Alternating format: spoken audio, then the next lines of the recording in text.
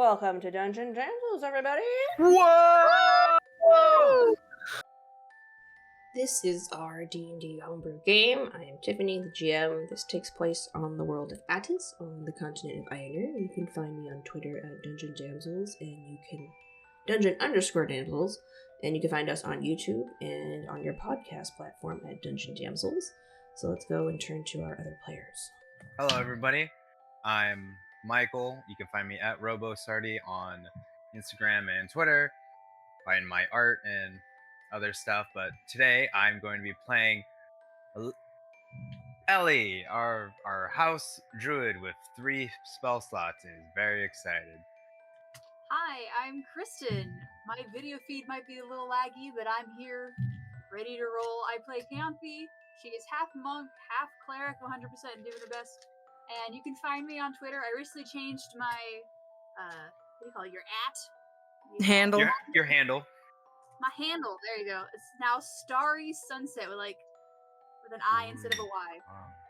Now you can find me. Ooh. Hi, I'm Serena. You can find me at Pixiepocalypse on Twitter and Slothy Claus on Instagram. I don't update that one often. But anyway, I play our Drow Eldritch Knight, Kiara, who is... I'm not going to say she's doing her best, but she's trying to do her worst in the right direction. Failing forward. I'm Mckenna. I play Luna, and I apparently have subconscious issues with my family that leak into my gaming life. But you know, it is what it is. Oh well. RPGs are for resolutions. The therapy you can't afford. Creative therapy. Hi, welcome to Dungeon Damsels. I'm Tiffany, your GM. We're going to do a recap of episode 59 because the audio is completely lost. This is largely due to my fault. It is entirely my fault. That's fine. They just kind of went through more of the Feywild. So, recap: last time they entered the Feywild to try to save Keonthi. They rescued Keonthi from her evil brother, then departed further into the Feywild. Now they're trying to... Then they were helping some kids that had been abandoned by the Fae in the Feywild. They were escorting the kids to get to this village so they'd be safe. And they had the help of a treant. But while they were doing that, one of the kids ran off and he wound up in basically the Scooby-Doo house. And so they're in the Scooby-Doo house. They, at the fun house of just all these crazy rooms. And this voice tells them to collect these orbs by solving the puzzles of the house. They find out that it's Queen Sabra, who is the Fae Queen of the Autumn Court, and she's just really there to just razz them and tease them so she can be amused. And she, so the damsels follow the trail. The house looks and resembles the Arnall estate very closely. That's Luna's house, and we did that because the player Mckenna actually made a map of the Arnall house, and but we didn't use it because I didn't have it, but we're using it here instead. So, but not as all what it seems. The house has strange denizens lurking inside. They hear a voice taunting them to find Can within the walls of the house. After clearing the first floor, bearing their souls and arm wrestling, and fact-checking, the damsels make it to the second floor. The mysterious voice echoes again, taunting them to pick it up or things will get messy. This unknown being then switches Ellie and Kiara's bodies, makes Luna rapidly age, and then switches Erevan's eyes and ears. The voice continues. Tick-tock, change of plans. Gather the orbs and get to the third floor. You open the door to an ornate, Jeez. Pause. So the damsels then explore the house. There's a red room that's basically a hot lava room, and the orbs at the end of the room. Keonthi tackled that with monk stuff. She actually rolled like a 5, and I threw her had her like collapse into the closet, and then she like surfed on the door, I think, to get to the end of the room. The blue room was pretty much like the red room, except it was freezing cold, and Ellie and Luna managed, or I think it was just Luna. Luna rolled really high, and she just came in and came out. So there's a double bathroom. So there's a bathroom that has 2 sinks, and then on the opposite end there are 2 stalls, and on the mirror it said, "Be as a mirror and do your business." So that was the riddle. And Kiara and Ellie had their bodies switched. They were hanging out together, and the two of them had to figure out what the riddle was. And the riddle was, Once you completed the mirror actions and wash your hands, so they they flushed the toilets and then washed their hands, and then 2 halves of the glowing orange orbs appeared, so they put it together and it worked. They had, let's see, did they go to the green room? Oh, yes. So they entered this green room, which is very important, particularly to the Aravan and his family. So the green guest room layout is what Luna remembers. The lavish green carpet is plush at your feet. The imported silk sheets from the drow matriarch are laid in crisp array. The white maple furniture sits proudly in tastefully arranged room awaits guests, but the stuff in the room is different. Books you don't recognize, Luna doesn't recognize, are arrayed in long lines along the walls and tables. The closet door bulges as if someone had stuffed it completely full of something. Several magic sigils are marked on the floor. You count 7 individual circles, and some even on the walls. A variety of plants, in particular branches of the wisteria, are lined on the table. Your further examination shows the woods are being woven together like the sinew of flesh. So whoever's doing this is taking different types of wood and kind of weaving them together, and it resembles muscle and sinew. They find a entry in a journal, or a type of like laboratory logbook. The entries read, "The experiments, very unsuccessful ventures. The wisteria from Brojak's soul tree seems to have the biggest success in animating corpses. If I weave them into the skeletons, they rise and have more capabilities than a standard necromancy spell. Her powers astound me. How could an alien from the cosmos have a better grasp on this world than one of the wardens? These druidic gods, as they call themselves, have deep roots in this planet, and we have been asleep for too long. One day, Eorthander, one day you will fall from your throne, but I should test it on others first. Perhaps Ishidon or Elestria, will make suitable testers once my rebirth has taken place. I am very close to being successful with Theron. The seed has taken root, and all things have progressed as planned. If Tarina had not come to me as a banshee, they would have already happened. The little witch knocked me unconscious on the first attempt at blooming the seed failed. It will take weeks to make another seed that potent. I'll have to start from scratch again.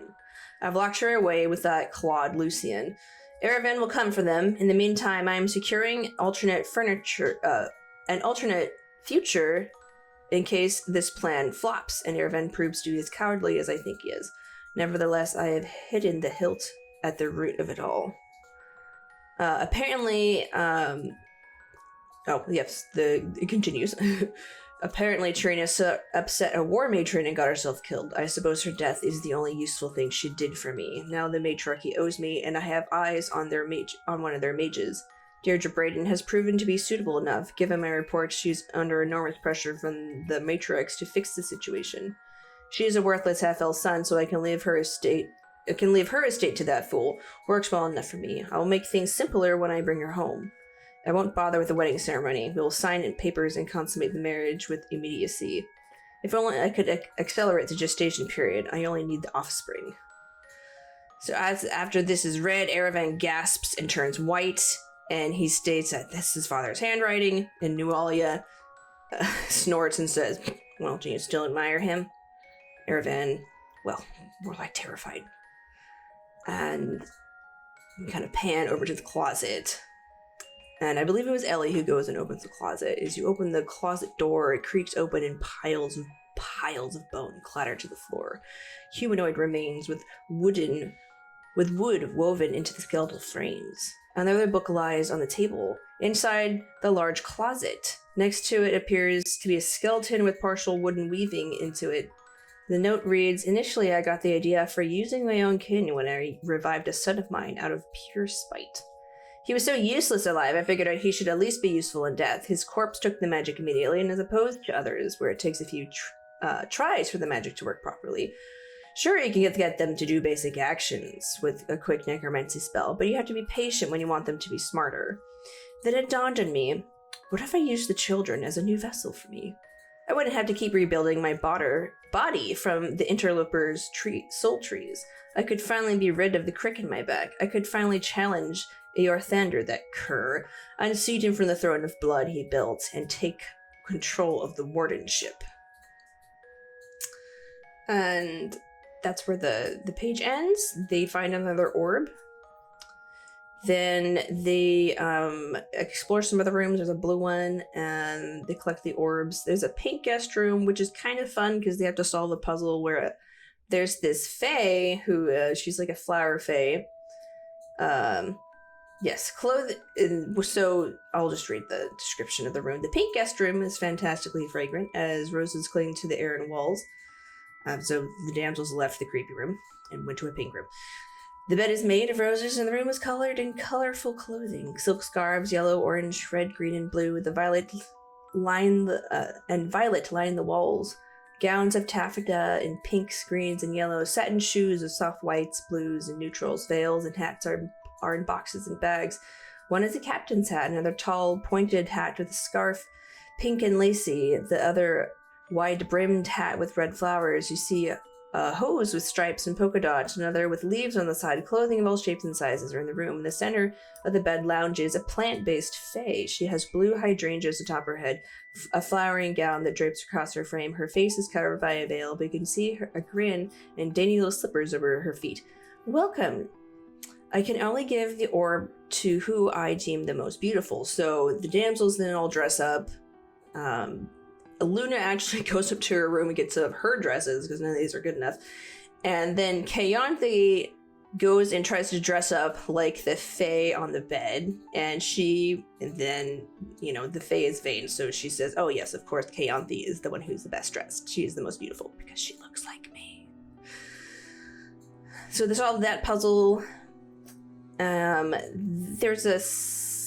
There's a yellow room where they have to dig, so Ellie turns into a dog and they dig it up. Another room where there's a Korrid asleep and Kayanthe snuck in and snuck out. Then they clear the second floor and they hear excited claps. You did it! Oh, what fun! Go upstairs. So the party runs up the stairs and they start exploring the third floor. Luna's room has a comfortable exterior. It's normal there. They take a short rest in there. They don't go to the bathroom, but then they go to Lion and Adele's room, and it's messy. His clothing is kind of strewn across the floor, and the couches, and it has chips on them. The bed isn't made. There's a few smudges in the mirror and hair products, and closet nearly as full as Luna's. Half the shirts have no sleeves, and they see a small movement under the bed. And I think it's Kiara who goes over, and she peers under the bed and sees that Kian is holding a stuffed wolf toy and peering out from the bed. And he sighs and says, oh good, you found me. Some big tan lady with wings said we were going to play hide and seek, and she showed me what you guys were doing in the mirror. It was actually pretty funny. And they asked him who it was, and he says, oh, I think her name was Sabra. As soon as Kian says that, the room fades away, and then they see an entirely different room. And Aravan looks around and says, this is my room. So Noelia looks around and pulls back a chair. Oh yeah, there's the dent in the wall from when I pushed you that was never fixed. And the voice you have come to recognize as the one ringing through the house rings again. Oh, that was fun. Much more entertaining than I thought. A female figure with dark mahogany skin and braided black hair comes forth. She is dressed regally and has long monarch wings behind her. Arturo was right. You are much more entertaining alive. She pats Kian with a manicured hand. There. Was that so bad? He stares back wide-eyed. I suppose I was supposed to get one of you. She glances at the party, but then my warlock went and died. Oh well. Do you want to stay with me? She looks at Kian, who the boy then blinks as words struggle to form, and the fae's face becomes sharp and thorny as the pause lingers. Quickly, the boy says, well, I can come if the baby comes too. And the fae face redacts to its previous form. Well, we don't want to take you from your friends now, do we?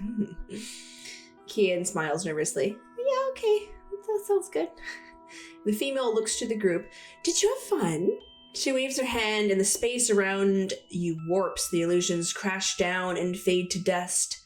Better skedaddle. She waves her hands and you feel the orange magic wash over you. You feel you regain the benefits of a long rest. Sorry to keep you from sleeping. I hear you mortals need it or something. She smirks and the windows burst open as an autumn wind blows through her hair. Do you wish to switch back? Kara and Ellie eagerly nod and step forward. The Fae taps them on their noses, and her orange magic surges between them like an electric arc, but with subtle notes of citrus. She laughs with delight at her handiwork, and is about to leave, but then Luna says, do you mind? I don't think she cleared her throat, actually. I think she was pretty meek about it. Yeah, do you mind? Can you help? And the Fae, named Sabra, apparently, turns and looks at Luna's wizened form and grimaces. Oh, yes, I almost forgot. She holds her hand out in front of her, and her hand shimmers with the orange glow. She then starts to circle her hand around as though cranking a great gate open. Luna's age rapidly accelerates as she nearly turns to dust before Sabra chuckles, oh, whoops, and she turns her hand the opposite direction, and Luna's age reverts. Sabra dips into childhood and then turns back to young adulthood, to where Luna was roughly at. And I think she got taller, maybe like half an inch taller or something. She dusts her hands and then snaps her fingers, and all the orbs gather to her and she bundles them in a sack. Well, this was terribly fun. Her form begins to fade into the orange shimmer. Swing by the palace if you come around, and then off through the window she goes. The Arnall estate fades into a disheveled wooden mansion. There is dust, and it is in disrepair, but not enough to call it a hovel. It is minimally maintained. You see plants and ominous paintings along the walls, a dark green carpet across creaky wooden floors. Erevan and Nualia exchange a cold look. This is home. The two Meliamne siblings then walk the party through the house with an anxious gait. Their distress is obvious, and they quickly take the party to the front. You walk out into the night air and see that it is nearly dawn as the Feywild lights begin to rise. The birds chirp and the bugs hum. You start to return to the camp and walk back into the grove of trees that they had initially passed through. Eerily, as they pass through the grove, they notice a tree trunk split open and ooze out a green, viscous sap. The tree cracks apart and three figures step through, a half-elven male with soft features, light brown hair, a staff similar to Erevan, in fact, a face similar to Erevan. Erevan gapes, Theron? Theron looks up with glossy eyes, like empty glass orbs. You notice a plant growth on him, at the base of his neck. Stringy veins come forth from this growth and go into his spine. Ugh. But the ancient elf behind him puts a hand on his shoulder and moves Theron aside. An elven male with long black hair, streaks of white, and a gaunt face. His dark green eyes are deep pools of eons past, and they form into sharp points as he eyes the group. Hello, son. His eyes drift over to Nualia, and he simply scoffs. Behind him is a drow woman. She has cropped short hair, purple skin, and a far-off look. You recognize Lady Deirdre Brayden standing behind this elven male. She can't seem to focus on anything as her eyes drift around, and she has a milky, glossy look. Father, Erevan says, everyone, this is Baron Evelios Meliamne, our father. The Baron smirks, and new stepmother, Lady Brayden. They all exchange shocked looks as Erevan is baffled. Nualia just gags, and Theron continues to stare into space. Then, very astutely, the Baron says, well, you've come to do battle, have you not? The battle soon follows. The Baron, using both a druidic and necromantic arts, lays a powerful display of unusual magic at his disposal. Then Theron too also joins figurative hands with his father and attempts to thwart the damsels, clearly under a spell or influence of some kind.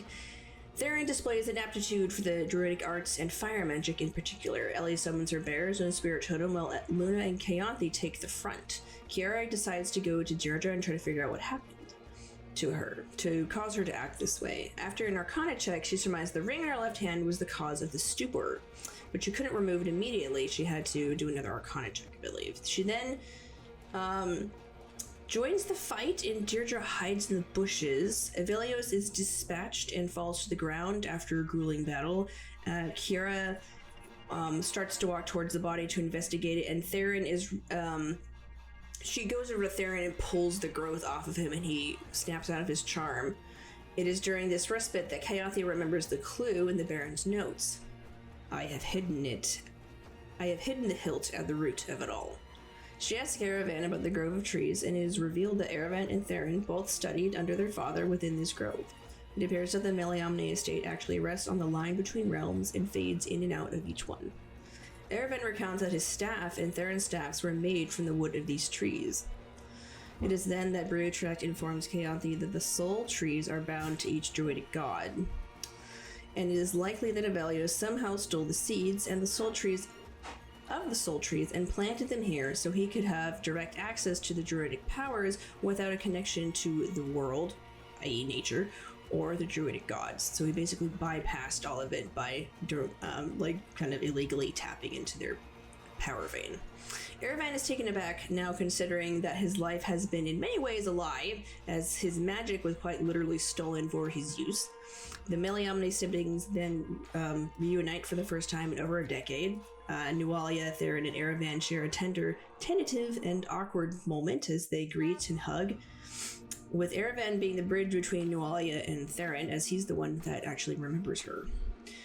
Nualia is about 8 to 9 years older than Theron, 5 years older than Aravan, and 6 to 7 years older than Trina, if you care to know.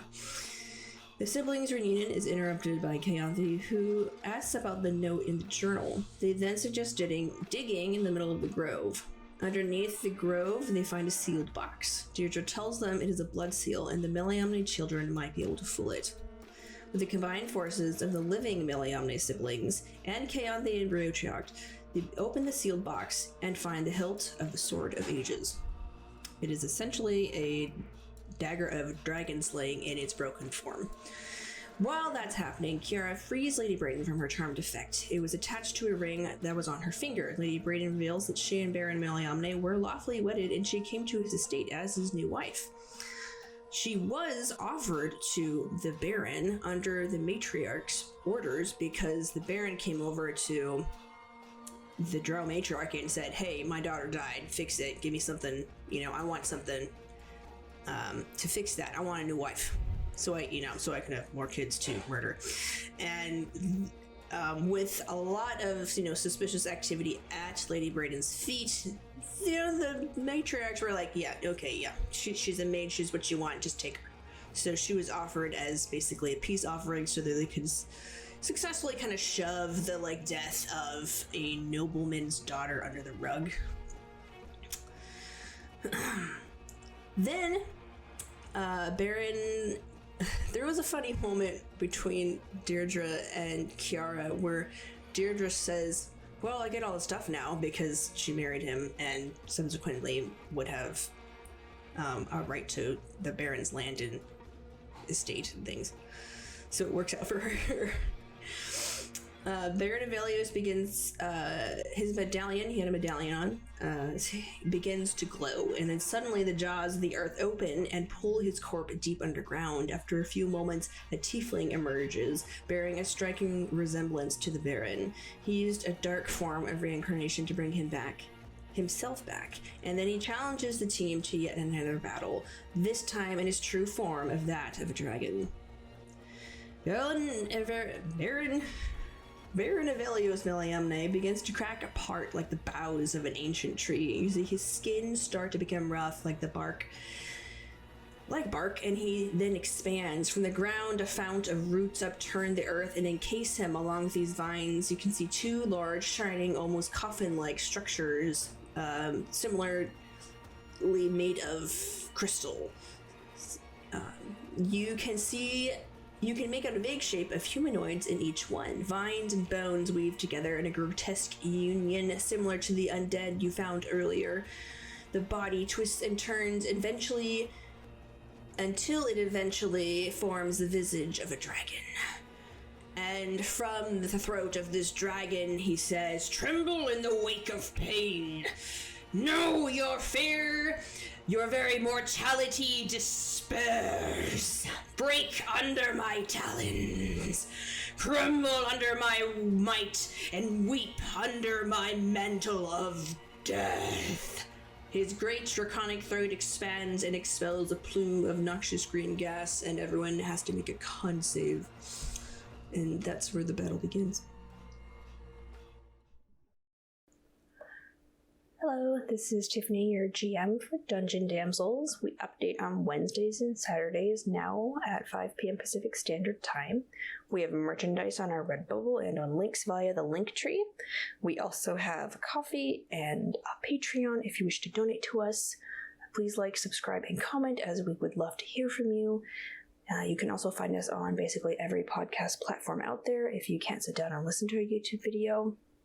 And if you're wondering why we don't stream, it's because my internet can't support it. But regardless, thank you for listening and watching. And remember to be kind, inclusive, and loving.